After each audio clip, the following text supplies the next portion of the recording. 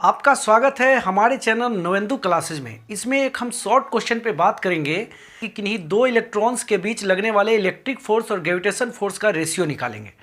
तो चलिए हम लोग शुरू करते हैं। आप देख सकते हैं यहाँ पे हम लोग को रेशियो निकालना है इलेक्ट्रिक फोर्स और ग्रेविटेशन फोर्स में दो इलेक्ट्रॉन्स के बीच।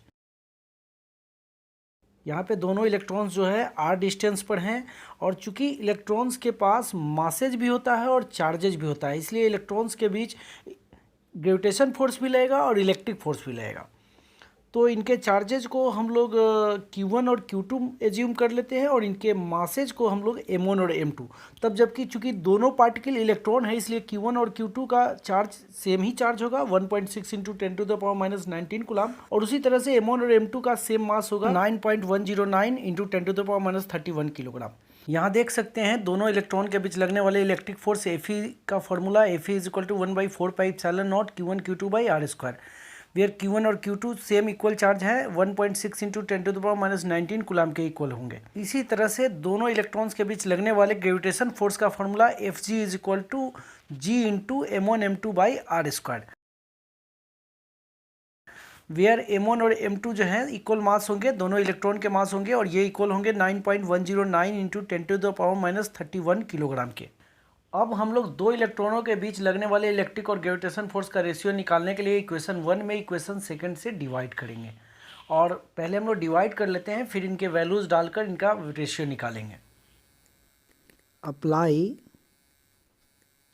फर्स्ट बाई सेकेंड, ये हो जाएगा Fe/Fg is equal to 1/4πε0 Q1 Q2/r² G into M1 M2/r²। ये r² जो है कैंसिल हो जाएगा, ये बचेगा 1/4πε0 के जगह पे हम लोग लिखेंगे 9 इंटू 10⁻⁹। Q1 के जगह पे लिखेंगे 1.6 इंटू 10⁻⁻19 कूलम। फिर Q2 के जगह पर भी लिखेंगे 1.6 इंटू 10⁻⁻19 कूलम।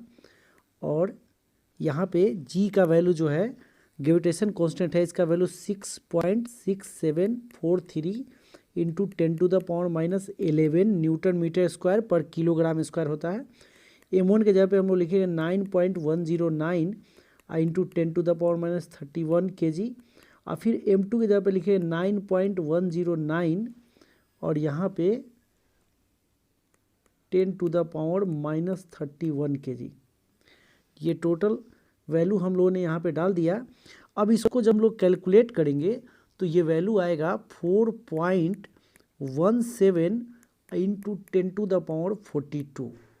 तो इस तरह से इलेक्ट्रॉन और इलेक्ट्रॉन के बीच, यानी कि दो इलेक्ट्रॉनों के बीच लगने वाले इलेक्ट्रिक और ग्रेविटेशन फोर्स का रेशियो जो हो गया 4.17 इंटू 10⁻42 का हो गया। अगर आपसे अगर ये रेशियो ना पूछकर इसका ऑर्डर पूछ दिया जाए तो ऑर्डर हम लोग Fe/Fg का जो ऑर्डर होगा वो ऑर्डर जो हो जाएगा इसका 10⁻42 के ऑर्डर का हो जाएगा।